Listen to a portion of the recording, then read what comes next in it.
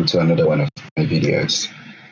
So we were looking at the comparison operators, and along with the comparison operators come with the control structure.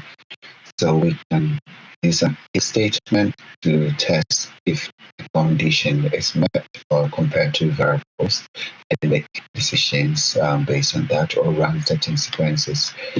And we have options at the end. If goes with else, and we've got for, we've got a jump statement or go to statement, and continue. So we will be starting with the if statement. So we have if the condition, and then we run statement to the block.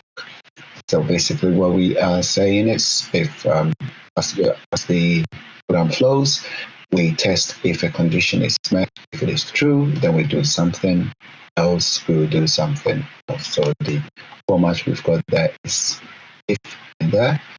And there are different ways that we can go about this. So we go back to Tinkercad and have a look at a few examples. So we've got a previous code where we have x equals 5, y equals 10, and then we were printing x less than 5. So what we can try to do is, let's say, print 2. Notice that because no condition is being tested, the statement will always be true, and hence it should run once we run the simulation. That line is actually executed, which is line 6. So let's see if we put an if statement. So if we say if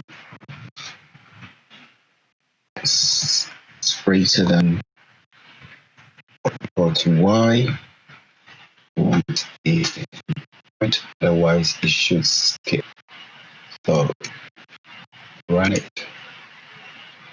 We notice nothing prints on the serial interface because x is less than y. As this line is never executed. To test if it's actually working, let's change it to x less than y and run the simulation.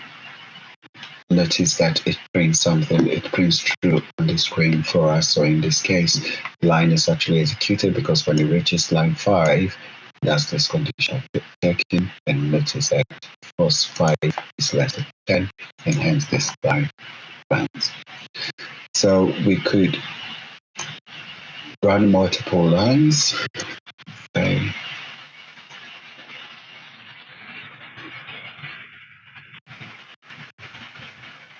We could always run. So we change it back to a for statement, and we expect this line not to run. Square it, and then we run the simulation. You notice that a prints will always run. So what is happening? If we go through the execution, it goes through 1, 2, 3, and when it reaches 5, it does the if conditional checking.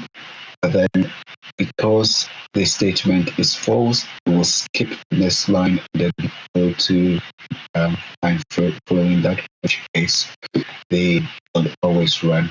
So let's say if we want a set of instructions to run based on if condition, what we put is we put block.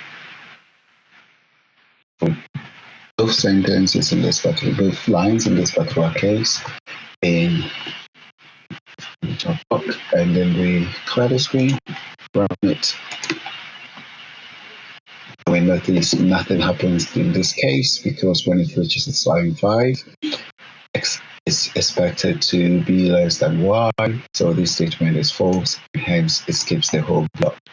If we see a case where it's true, just to confirm, that is that when we run it, it actually, so let's go back. X is less than y. Sorry about that. So x less than y, and we notice that it actually prints on the screen the two sentences. Good. So if the condition is for, there are cases where you want something else to happen.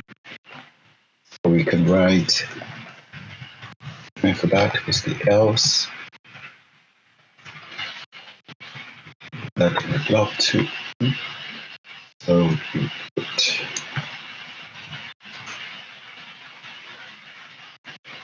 say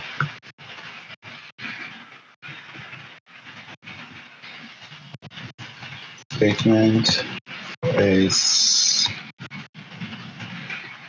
and make this one line. Next line.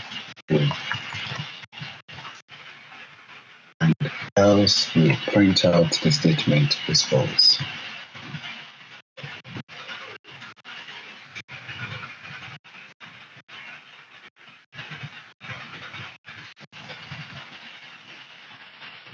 The screen now. As expected, because the statement is not true, we get this section is repeated. You can try the same for equal sign, whether it's true or false. But it's not equal to, and hence we can equal to see what prints out. And it goes at the bottom that the statement is true. So that wraps up the else condition. Stay tuned for more videos.